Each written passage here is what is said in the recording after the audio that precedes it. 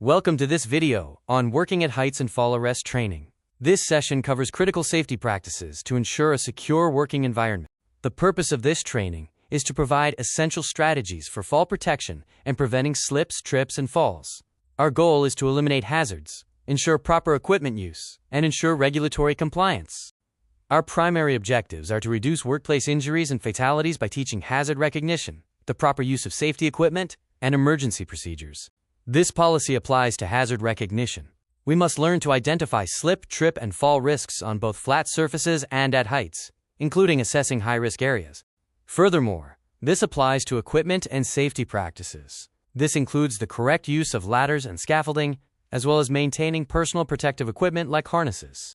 Falls are the leading cause of critical injuries in Ontario construction. Most incidents occur due to improper use of equipment or failure to use required fall protection. Regulations were updated in 2015 to improve safety.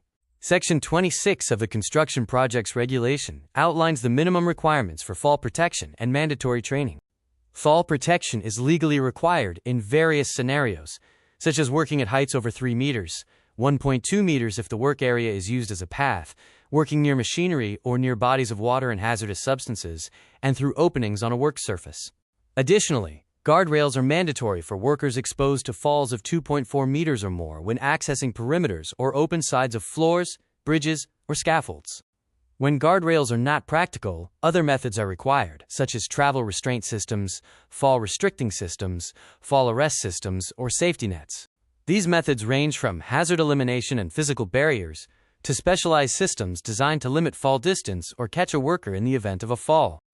Understanding definitions is key. Fall arrest system means an assembly of components joined together so that when the assembly is connected to a fixed support, it is capable of arresting a worker's fall.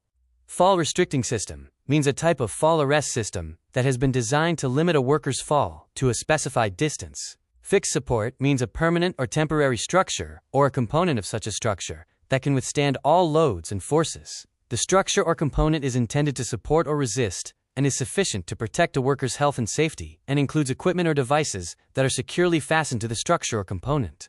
Full body harness means a device that can arrest an accidental vertical or near vertical fall of a worker and which can guide and distribute the impact forces of the fall by means of leg and shoulder strap supports, and an upper dorsal suspension assembly which, after the arrest, will not by itself permit the release or further lowering of the worker. Safety net means a safety net that complies with Section 26.8 of the regulation and is located and supported in such a way that it arrests the fall of a worker who may fall into it without endangering the worker.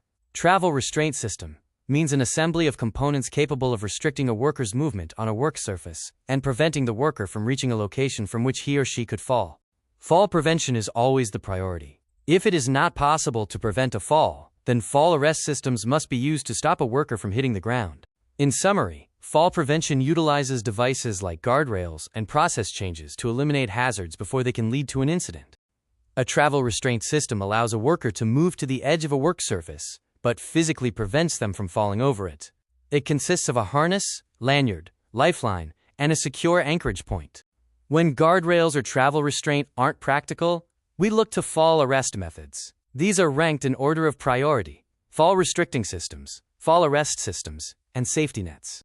Fall restricting systems are designed specifically to limit a worker's free fall distance to no more than 0.6 meters. This reduction in distance minimizes the force exerted on the body during a fall. A fall arrest system must prevent a worker from hitting the ground or lower objects. Essential components include a CSA-approved full-body harness, a lanyard with an energy absorber and adequate support. Safety nets are installed beneath a work surface to catch a worker if a fall occurs. These systems require expert design and must be inspected and tested by a professional engineer. Key equipment used on site includes the energy absorber, which helps dissipate impact forces, and the full-body harness, which secures the worker to the fall protection system.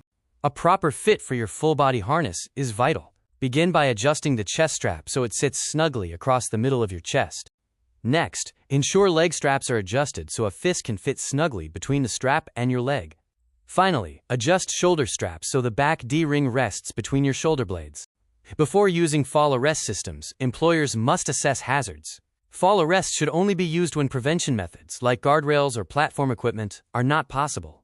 Be aware of 3 major hazards: bottoming out, the pendulum effect during a swing fall, and the risks associated with suspension trauma. Bottoming out occurs when a falling worker hits a lower level, the ground, or some other hazard before the fall is fully arrested. This occurs when the total fall distance is greater than the distance from the work surface to the next surface below. The pendulum effect, also known as a swing fall, occurs when a worker whose fall has been arrested swings from side to side, possibly striking equipment, material, or a structure. For suspension trauma, a person who is involved in a fall arrest may experience suspension trauma. It can occur if a person is suspended in the harness for a period of time. Being suspended in an upright position can cause blood to pool in the legs, depriving the brain of oxygen. This can lead to loss of consciousness, serious injury, or even death. The best protection against suspension trauma is an effective rescue plan and timely rescue. However, using suspension trauma relief straps or tying a loop for a foothold in the lifeline can help by allowing a conscious worker to relieve the pressure and increase blood circulation. In conclusion, follow these guidelines to stay safe. Always consult your supervisor if you have concerns about equipment or site hazards. Your safety is our top priority.